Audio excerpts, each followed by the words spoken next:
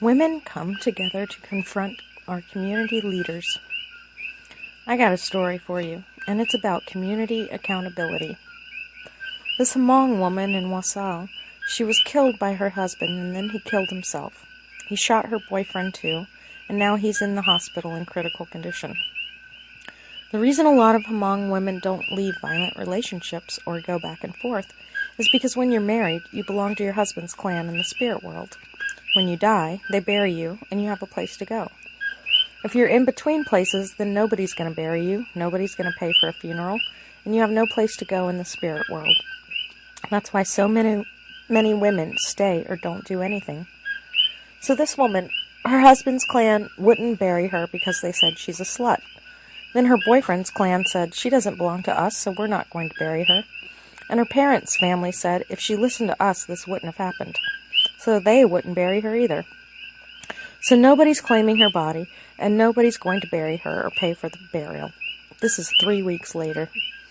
So this woman's been working with an advocate from women's community in Wausau up there.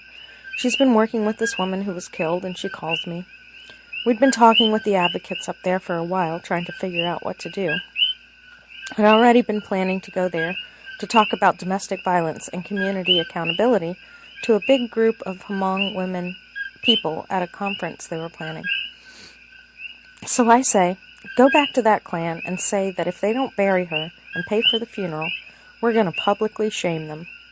They have until Wednesday, and if they don't do it, then we're going to go out nationally and write an article and tell everyone that we don't even bury our dead. We'll go to all the women's organizations and shame the community. We'll let them know that there's 18 clans up there and nobody buried her. I said, we always got to go back to the problem, which is that this is why women don't leave or go back and forth, because they're afraid they're going to be left with nobody to bury them when they die.